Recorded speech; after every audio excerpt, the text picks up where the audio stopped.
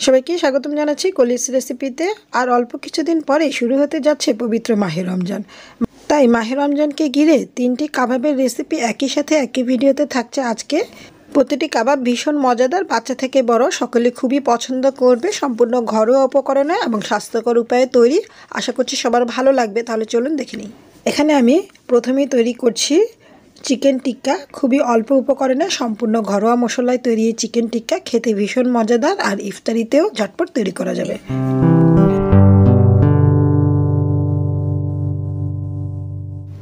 রেসিপিটি তৈরির জন্য এখানে আমি 800 গ্রাম চিকেন নিয়েছি, আর প্রতিটি চিকেনের গায়ে একটু দাগ কেটে নিয়েছি। এতে করে চিকেনের মধ্যে মশলাটা খুব ভালো করে ঢুকে যাবে। এবারে চিকেনটাকে ম্যারিনেট করার জন্য প্রথমেই দিয়ে দিচ্ছি 1.5 টেবিল চামচ পেঁয়াজ বাটা, 1.5 টেবিল চামচ আদা রসুন বাটা, আরও দিয়ে দিচ্ছি 1 চা চামচ গরম মশলার গুঁড়া আর 1.5 চা চামচ জিরার গুঁড়া, দিচ্ছি হাফ চা চামচের থেকেও কম 1/3 চা চামচ হলুদ গুঁড়া, 1 চা চামচ ধনিয়ার গুঁড়া আর হাফ চা চামচ লাল মরিচের গুঁড়া। আরও দিয়ে দিচ্ছি এখানে আমি জয়ফল আর জয়ত্রী পেস্ট করেছি, সেটা দিয়েছি। জয়ফল 1 টুকরো আর জয়ত্রী দিয়েছি খুবই সামান্য পরিমাণে। দিয়ে দিলাম স্বাদ অনুযায়ী লবণ আর 1 টেবিল চামচ সয়া সস। জয়ফলের যেহেতু স্ট্রং ফ্লেভার, তাই খুব বেশি দেওয়া যাবে না, অল্প পরিমাণে দিতে হবে। প্রায় একটা জয়ফলের থেকে সামান্য একটু, প্রায় 5-6 ভাগের 1 ভাগ দিয়েছি আমি। আরও দিয়ে দিলাম 2 টেবিল চামচ সরিষার তেল। এবারে সমস্ত উপকরণ খুব ভালো করে চিকেনের সাথে মিক্সড করে নিচ্ছি। চিকেনের মধ্যে যে দাগ কাটা অংশগুলো আছে সেগুলোর মধ্যেও হাত দিয়ে খুব ভালো করে মশলাটা লাগিয়ে দিব। এতে করে ম্যারিনেশনটা খুব ভালো হবে আর চিকেনের ভেতর পর্যন্ত মশলাটা ঢুকে যাবে।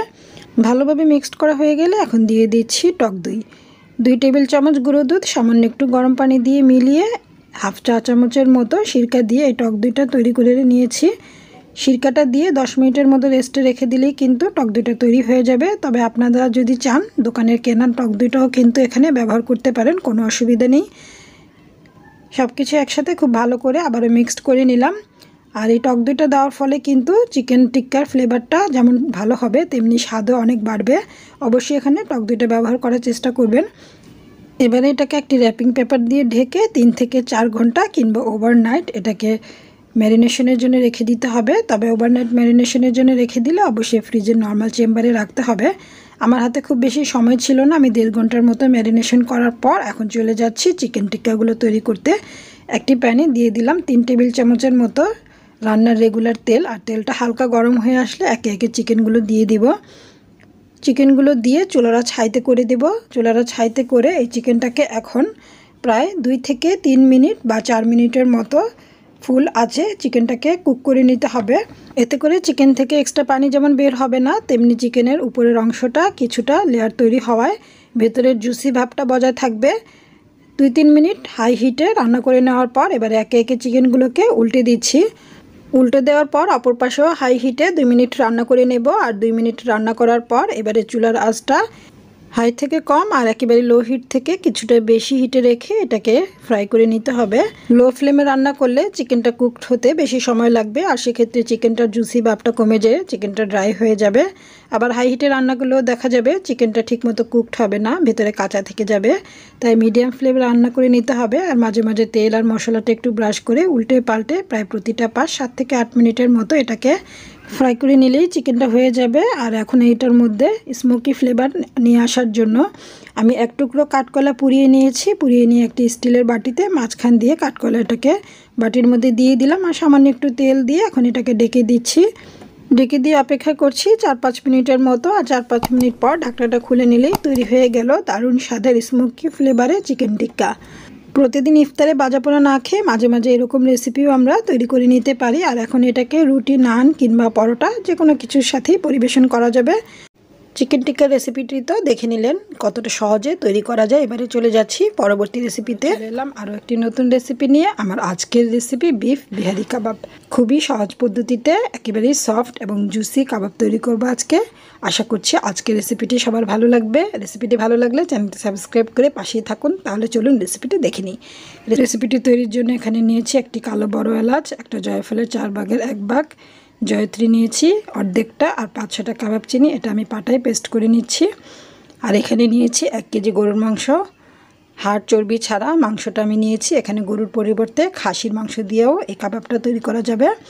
এবারে চলে যাচ্ছি আমি এই মাংসটাকে থেতলে নেওয়ার জন্য। এখানে আমি একটি মিট টেন্ডারাইজার নিয়েছি, এটা দিয়ে কাবাবটাকে আস্তে আস্তে করে একটু বাড়ি দিয়ে থেতলে নিচ্ছি। আপনাদের কাছে যদি এই মিট টেন্ডারাইজার না থাকে তাহলে আপনারা শিলপাটার যে শিলটা থাকে সেটা দিয়ে এভাবে করে মাংসটাকে থেতলে নিতে পারেন। আর এই মাংসটা থেতলে নেওয়ার ফলে মশলাটা খুব ভালোভাবে কাবাবের ভিতরে যাবে এবং কাবাবটা খুবই সুস্বাদু আর জুসি হবে আর সফট হবে। একইভাবে আমি আরও একটি পিস নিয়ে নিলাম এবং এটাকেও আমি একটু থেতলে নিচ্ছি। এভাবে করে সবগুলো মাংসকে আমি থেতলে নেব। সবগুলো বিফ একই প্রসেসে আমি থেতলে নিয়েছি। এখন এটাকে ম্যারিনেশন করব। দেখতেই পাচ্ছেন কতটা পাতলা হয়েছে। এবারে আমি এর মধ্যে প্রথমেই দিয়ে দিচ্ছি 1.5 চা চামচ আদা পেস্ট আর 1.5 চা চামচ রসুন পেস্ট। এখন দিয়ে দিচ্ছি 1/2 টেবিল চামচ টালা জিরার গুঁড়া, আপনারা এখানে জিরা বাটাটাও ব্যবহার করতে পারবেন। দিয়ে দিচ্ছি 1 চা চামচ গরম মশলা পাউডার, 1 চা চামচ শাহি জিরার গুঁড়া।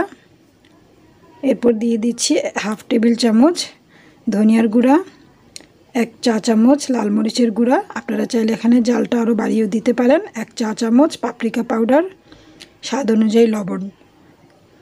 তারপর দিয়ে দিচ্ছি আমি যেই প্রথমেই মশলাটা দেখিয়েছি সেই মশলাটা আমি পেস্ট করে নিয়েছি সেটা।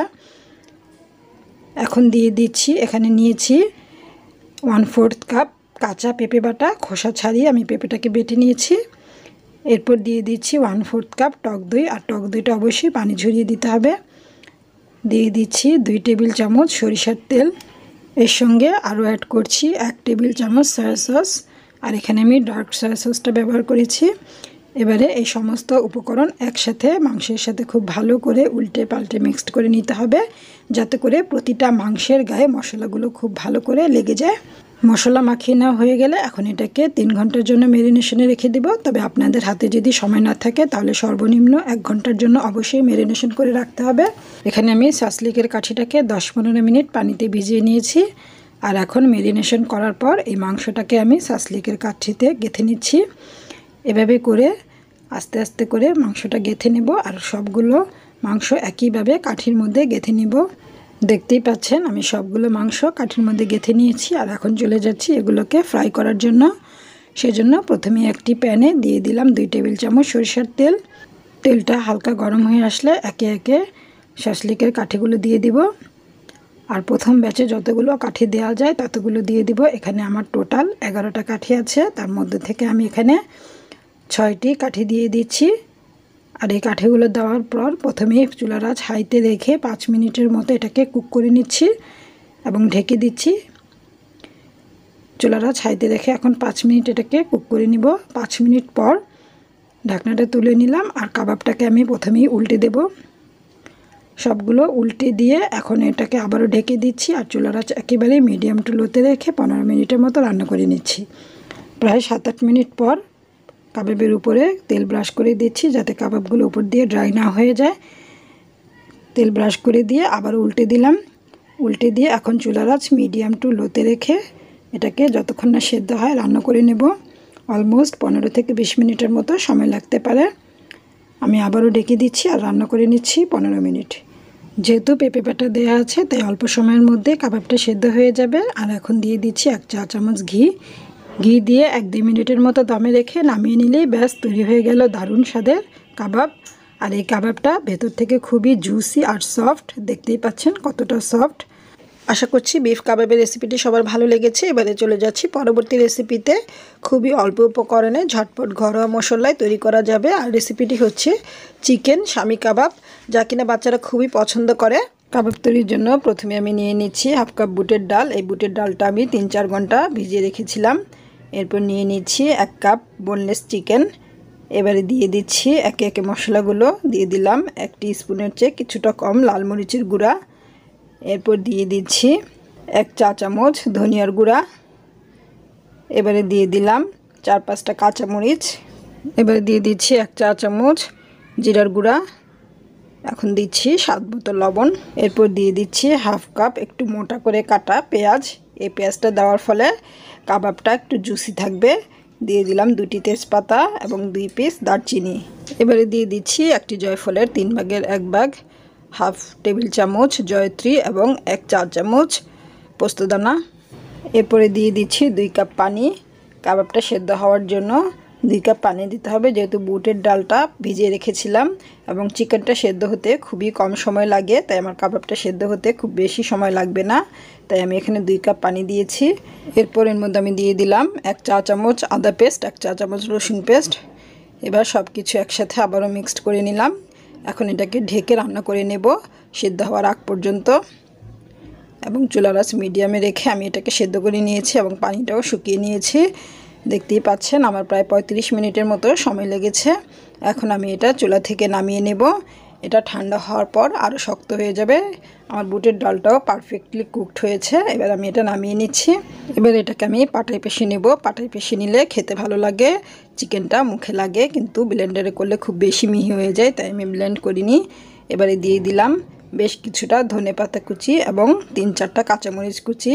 দিয়ে দিলাম আরও 1টি ডিম। এবার সব কিছু একসাথে আবারও মিক্সড করে নিচ্ছি। আর কোনো মশলাই এখানে দেওয়ার প্রয়োজন নেই।